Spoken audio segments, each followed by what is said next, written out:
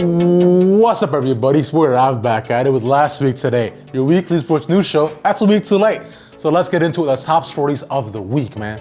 Now, instead of stories, I want to talk to you a little bit about us, about trust, about the decade rap in general. So let's take a look back at the past and find out really what were defining moments for us. So as 2019 comes to an end, as we go into the 2020s, we here last week today want to talk to you about what's made the decade for us, that being gaming and in esports.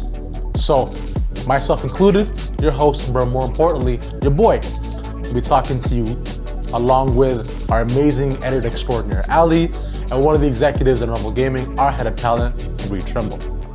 So let's get into it with Reed starting off. 2020 is just around the corner, and I thought it would be a good idea to reflect on a couple of things, specifically a genre of game that I think has really defined the era of 2010 to 2020, and that's the Battle Royale genre. Known popularly around the world as Fortnite, PUBG, Apex Legends, Call of Duty, and the list goes on. Who would have thought that a lonely movie, Katniss Everdeen herself, and the Hunger Games to build one of the biggest genres in all of esports? Kicked off by DayZ and the Arma 2 mod created by Dean Hall, the Battle Royale genre has started just like the MOBA genre. Mucky, grimy, people just making mods for having fun.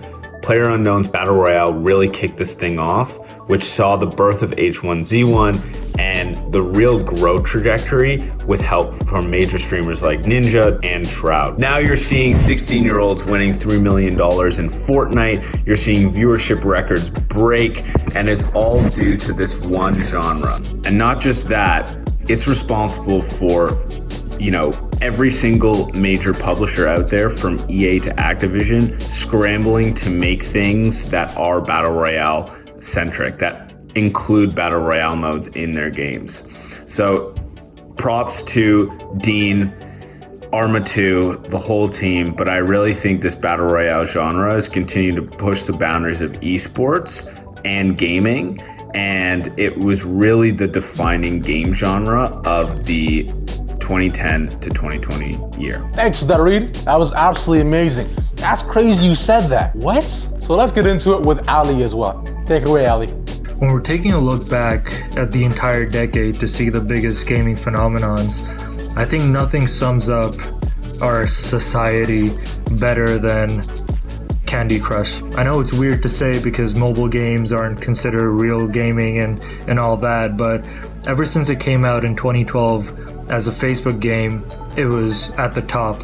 And now, since smartphones have spread like wildfire, it's become the king of mobile games. It's just stayed at the top since the day it came out. Piggybacking off of the Jeweled, it really went a step further and defined what it meant to have a simple but addictive gameplay loop. It defined the right in-game monetizations that you've seen so many other games take after. And it also had this social community aspect to it that no one was doing as well as it has. Everyone from a child to an adult has played this game at least at some point in their lives, or at least most people have. And it's made billions and billions in the process. It's still going just as strong. Now you're seeing all these other competitive games moving on to mobile as mobile phones get better and more powerful. You're seeing PUBG, Fortnite, COD, even League. Everyone's jumping onto it because they know the monetization opportunity is right there. If the mobile gaming scene hadn't existed, the same one that Candy Crush helped spearhead, that wouldn't have been possible. Whoa, okay, all right. We're gonna dial it back a step right now, because that was a hot take right there, my friend. Hot take. Now moving on to what I think. For me, it has been two Bs, that being BioShock and Blizzard. With BioShock, it personally is one of my favorite games. Although the first one came out in 2007, I do want to include it in part of all this lore. Through BioShock 1, 2, and Infinite as well, with game director Kevin Levine behind the entire process, it's changed the way I think about first-person action-adventure games and about story in general. As we see the world of Rapture and Columbia through the eyes of our protagonist, we find out a lot of the dark sides that have taken over from BioShock to BioShock 2 and BioShock Infinite of the lives of the everyday people. And we essentially have come as their salvation, one could say.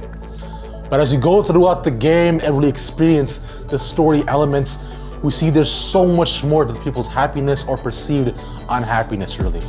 You there are an invader, and you're messing up what they find as their safe haven. And with BioShock Infinite, you find that you are not only the solution, but the problem as well. You are both Booker and Comstock. Because there's always a man, there's always a boat, and there's always a lighthouse. One powerful thing I learned from that game was that a man chooses, a slave obeys.